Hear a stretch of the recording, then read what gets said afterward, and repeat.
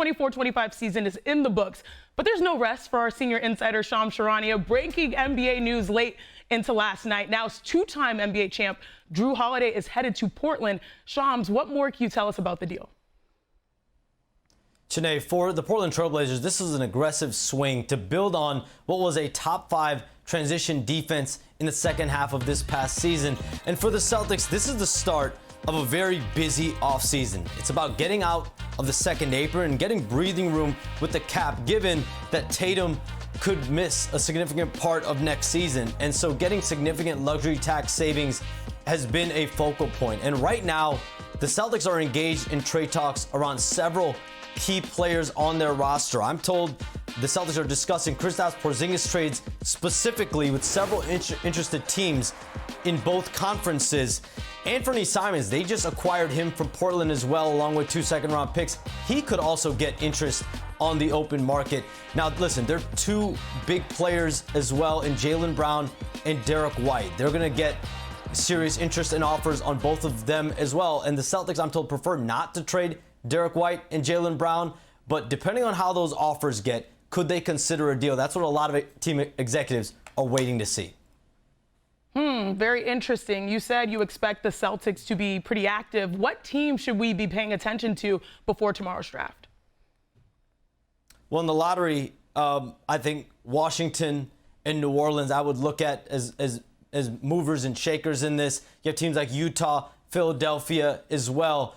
But there are other teams from a roster perspective. Atlanta has a massive $25.3 million trade player exception. I'm told they're really likely to use that exception to either get a game-changing player or pick up players with salaries and get assets with that as well. And Utah has some role players that could be of interest around the league. John Collins, Colin Sexton, as well as Jordan Clarkson. And John Collins is a big man who you see whenever Kristaps Porzingis gets traded, John Collins could be a guy that moves as well.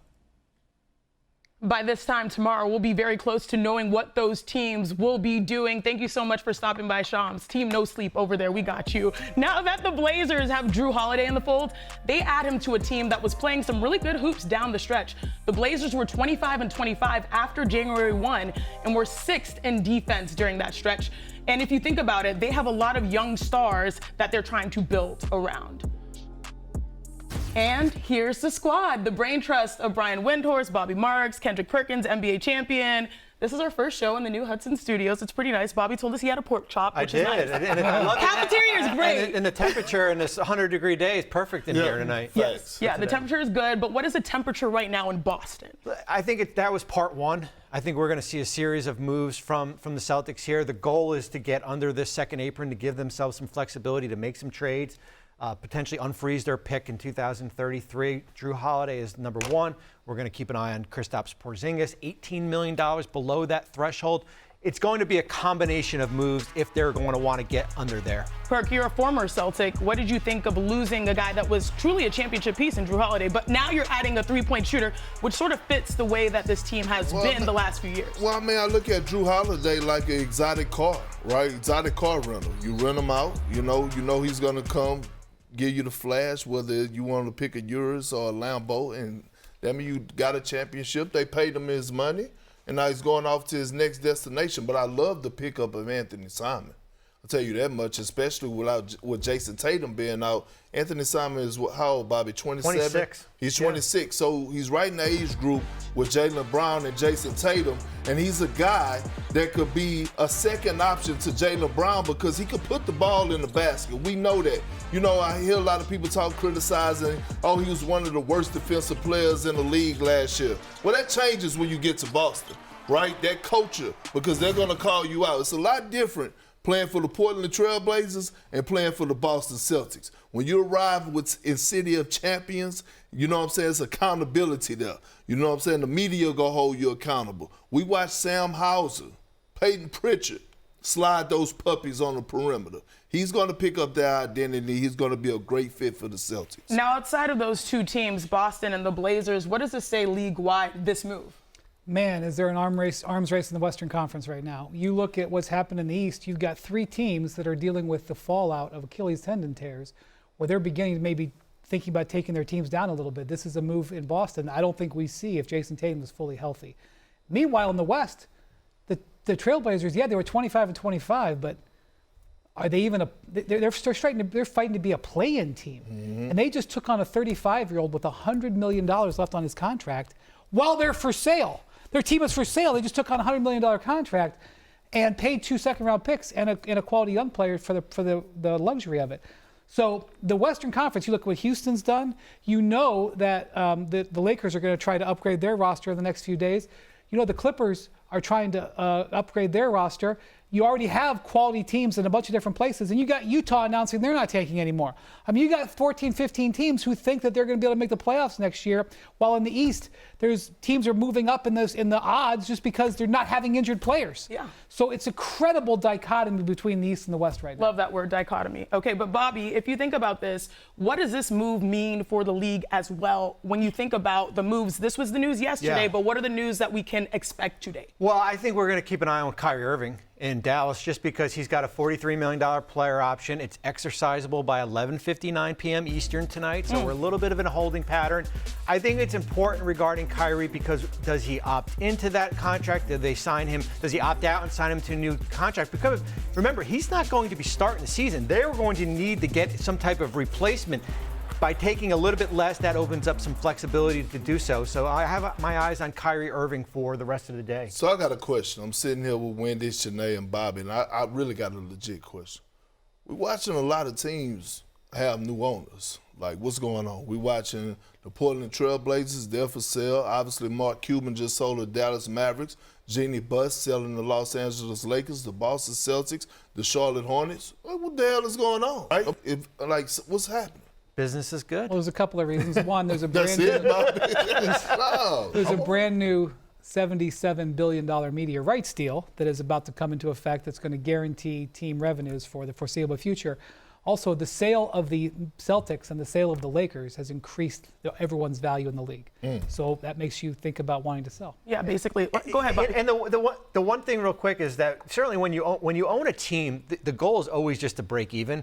You're not in the business to make money like year to year. It's when you sell.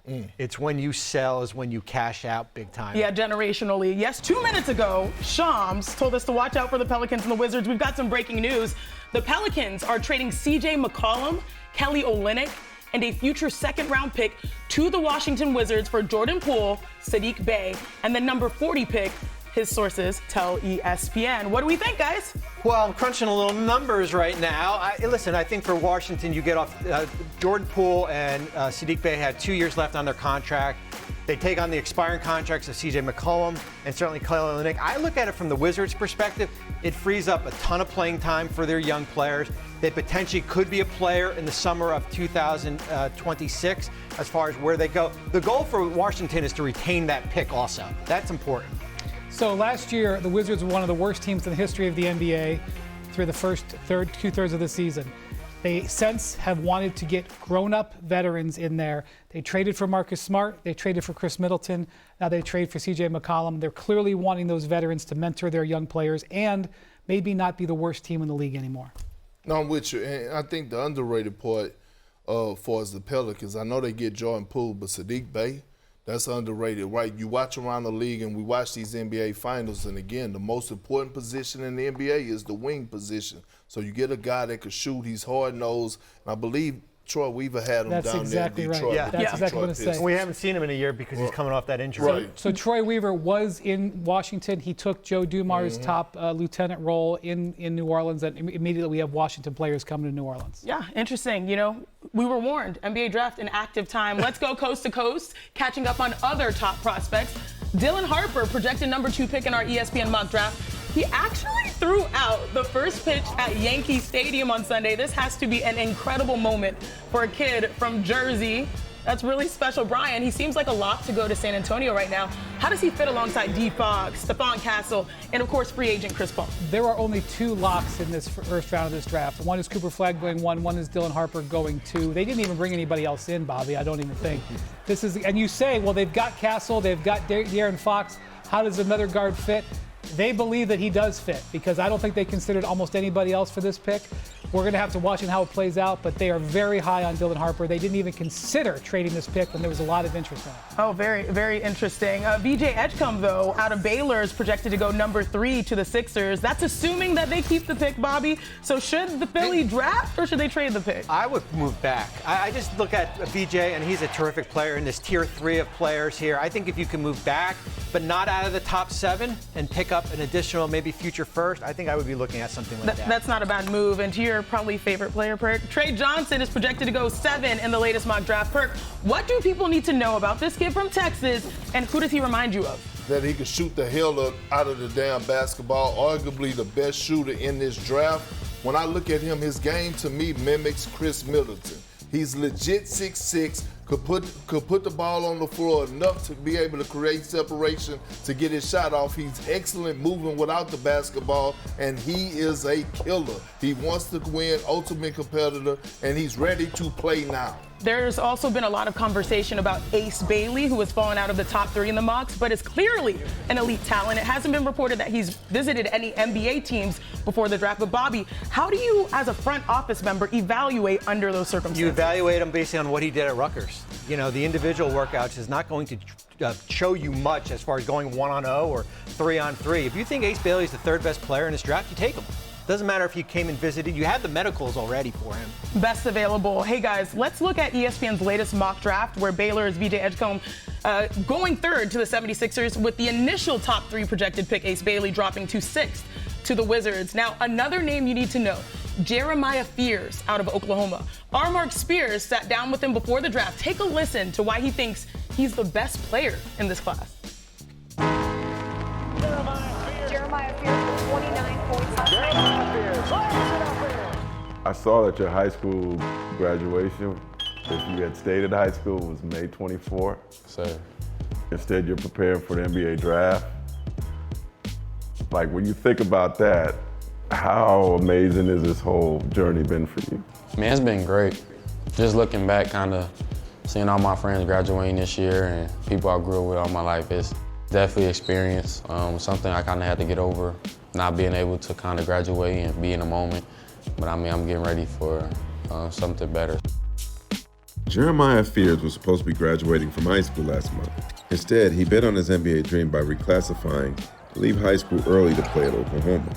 My dad first mentioned it to me around my freshman year of high school. He was just talking about how he kind of feel my skill set is unmatched for my age. So I've been thinking about it since my freshman year of high school, but I kind of wanted to just see myself develop and see how it play out. I saw your quote when you were going to Oklahoma. You said your goal is to get to the NBA. Did you even think doing it in a year's time was possible? I would say yes. It's something I wrote down ever since I started playing basketball. My first thing was just obviously getting to college, getting a D1 offer and being able to put myself in a position like that was great. And then my second one was being able to play in the NBA. And the third one was being a one and done. So those are 3 things I wrote down from the moment I started playing basketball. He does such a great job of freezing defenders.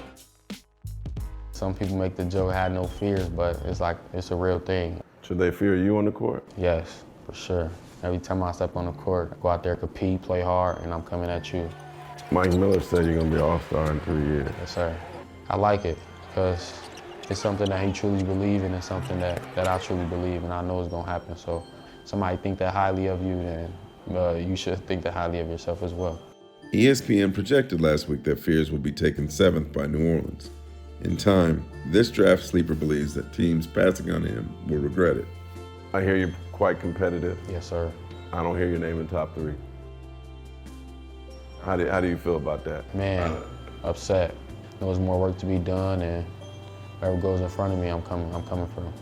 Do you see yourself as a sleeper? Do you see yourself as, well, I'll let you answer that. Yeah. See myself the best player in this class. Somebody that can bring everything to the table. Bring you wins, bring you a leader, bring you just the best overall player in this whole class.